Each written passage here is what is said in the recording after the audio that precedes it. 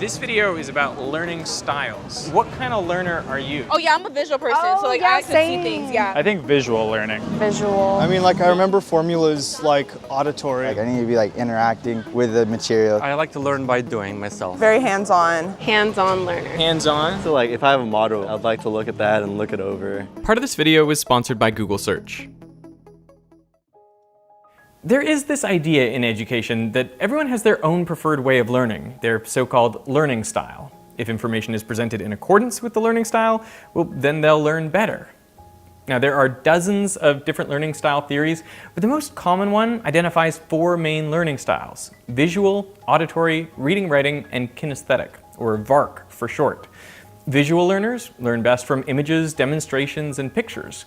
People may say things, but I can't really like take it in. I just gotta see them act it out or write it or something. Auditory learners learn best from listening to an explanation. Like in school, I was always engaged in the lecture, and that was usually good enough to pass a test. Reading, writing learners learn best from reading and writing. Like I can get pretty much anything out of reading a textbook or something. And kinesthetic learners learn best by doing, physically interacting with the world. Hands-on. You have to touch things, you have to play with things. It's a contact sport. You have to do it yourself.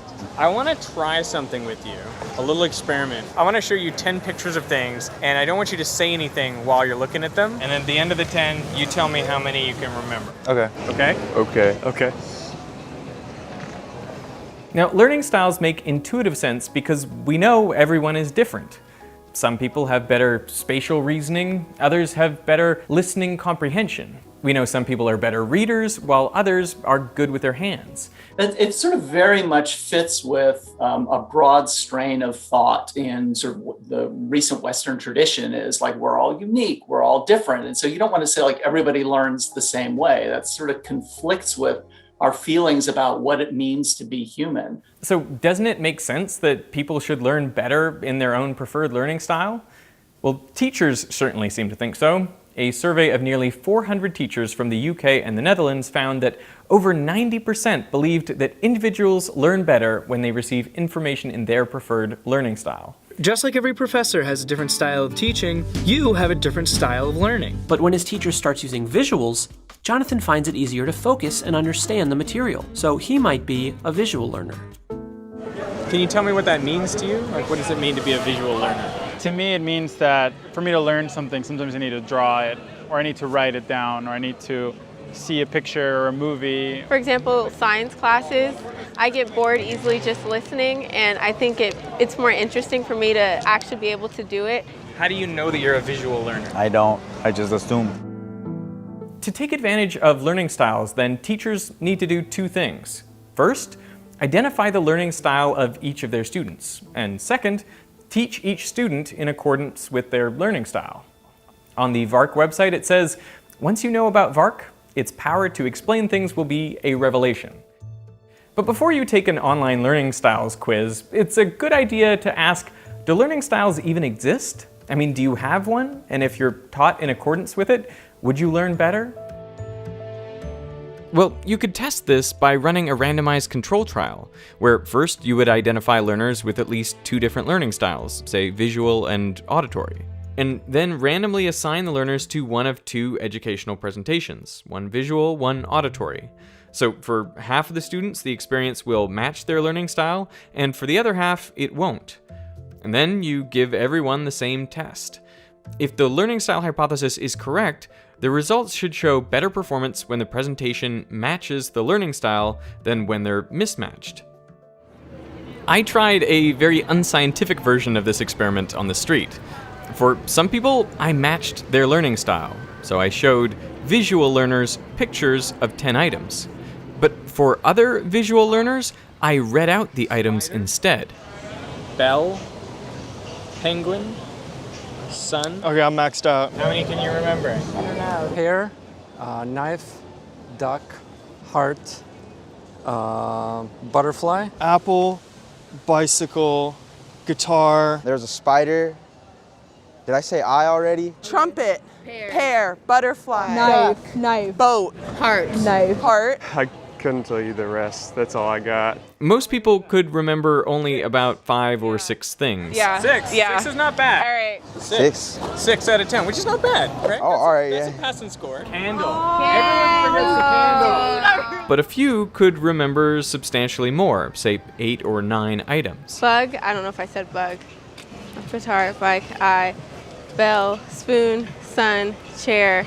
I'm forgetting the last 2. That's pretty good. 8 is really good. Oh, cool. 9? 9 out of 10. 9. Very impressive. But the reason didn't seem to be because the presentation matched their preferred learning style, but because they employed a memory strategy. So like as you were showing, I was like making an order in my head. So as I saw more, I would just add it to the list, and I was repeating the list as I was looking at them, so I could just say it out loud. Did you try a strategy while you were looking at those pictures? Yeah. So I guess I tried like creating a story because it's easier to remember a story than just individual objects. So I try to like tie it all into one story. This is obviously anecdotal evidence, but rigorous studies like the one I outlined have been conducted. For example, one looked at visualizers versus verbalizers instead of visual versus auditory learners. The study was computer-based. So first, students' learning styles were assessed using questions like, would you rather read a paragraph or see a diagram describing an atom? The researchers also provided some challenging explanations with 2 buttons, visual help or verbal help. The visual one played a short animation, whereas the verbal help gave a written explanation. From these measures combined, the researchers categorized the students as either visualizers or verbalizers, and then the students were randomly assigned to go through a text-based or picture-based lesson on electronics. When a student hovered their mouse over keywords in the lesson, in the text-based group, a definition and clarification came up, but in the picture group, an annotated diagram was shown instead. And after the lesson, the students did a test to assess their learning. The students whose preferred learning style matched their instruction performed no better on the tests than those whose instruction was mismatched. The researchers ran the test again with 61 non-college educated adults and found exactly the same result. But learning styles are a preference, so how strongly do learners stick to their preference? Well, in a 2018 study, during the first week of semester, over 400 students at a university in Indiana completed the VARC questionnaire, and they were classified according to their learning style. Then at the end of the semester, the same students completed a study strategy questionnaire. So how did they actually study during the term? Well, an overwhelming majority of students used study strategies which were supposedly incompatible with their learning style, and the minority of students who did not perform significantly differently on the assessments in the course. The visual, auditory, reading, writing, kinesthetic, or VARC model came about from Neil Fleming, a school inspector in New Zealand. Describing the origins of VARC, he says, "I was puzzled when I observed excellent teachers who did not reach some learners and poor teachers who did. I decided to try to solve this puzzle. There are, of course, many reasons for what I observed, but one topic that seemed to hold some magic, some explanatory power, was preferred modes of learning, modal preferences. And thus, VARC was born. There was no study that revealed students naturally cluster into 4 distinct groups, just some magic that might explain why some teachers can reach students while others can't. But how can this be? If we accept that some people are more skilled at interpreting and remembering certain kinds of stimuli than others, like visual or auditory, then why don't we see differences in learning or recall with different presentations? Well, it's because what we actually want people to recall is not the precise nature of the images or the pitch or quality of the sound, it's the meaning behind the presentations. There are some tasks that obviously require the use of a particular modality. Learning about music, for example, should have an auditory component. Similarly, learning about geography will involve looking at maps. And some people will have greater aptitude to learn one task over another. Someone with perfect pitch, for example, will be better able to recall certain tones in music. Someone with excellent visuospatial reasoning will be better at learning the locations of countries on a map.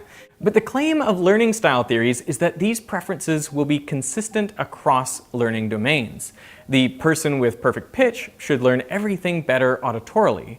But that is clearly not the case. Most people will learn geography better with a map. Review articles of learning styles consistently conclude there is no credible evidence that learning styles exist. In a 2009 review, the researchers note the contrast between the enormous popularity of the learning styles approach within education And the lack of credible evidence for its utility is, in our opinion, striking and disturbing. If classification of students' learning styles has practical utility, it remains to be demonstrated. What we're expecting is, if your style was honored, you're going to perform better than if you had some experience that conflicted with your style. And this is where we don't see any support for the learning styles theory. One of the reasons many people find learning styles so convincing is because they already believe it to be true. For example, they may already think that they're a visual learner, and then when a teacher shows them a diagram of, say, a bike pump, and suddenly the concept clicks, well, they interpret this as evidence for their visual learning style. You already believe that learning styles is right. When you have an experience, the first thing you think is that in some way consistent with learning styles? And if it is, you don't think further. When in reality, that diagram might just be a great diagram that would have helped anyone learn.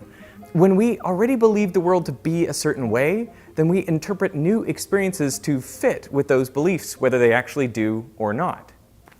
So if learning styles don't improve learning, then what does?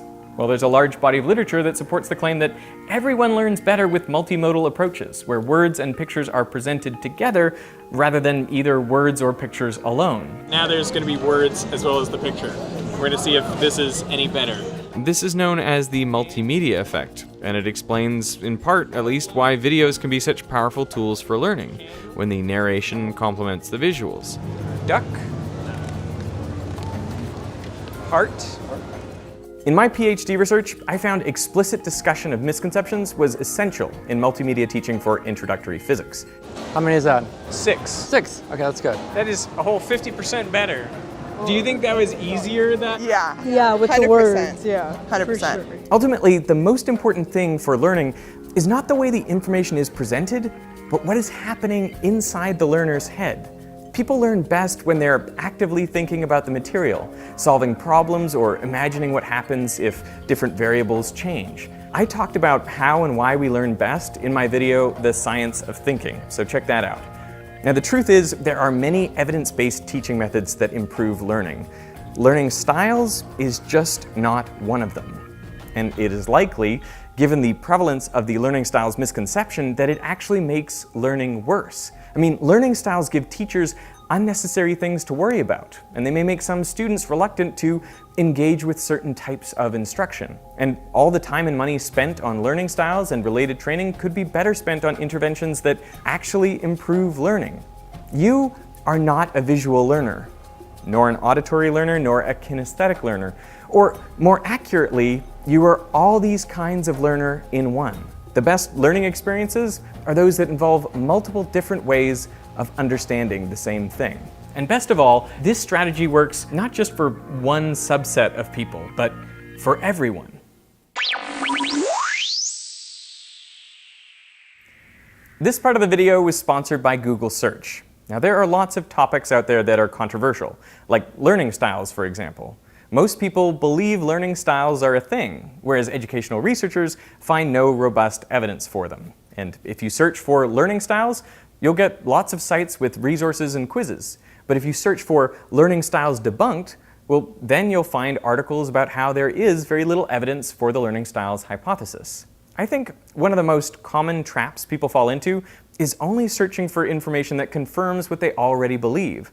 A common mistake is putting the answer you're looking for right in the search query. A better idea is to try another search, adding debunked or false at the end, and see what comes up. And Google makes it easy to get more detail about the source of the information. Just click the 3 dots next to any search result, and then you can judge for yourself whether the information is trustworthy and if you want to visit the site. A Google search is meant to surface the most relevant information for your query, but it's up to you to formulate that query, try a few different searches, and assess whether the information is reliable. And the whole point of Veritasium is to get to the truth. So I'm excited to encourage everyone to think more critically about how we get information. I want to thank Google for sponsoring this part of the video, and I want to thank you for watching.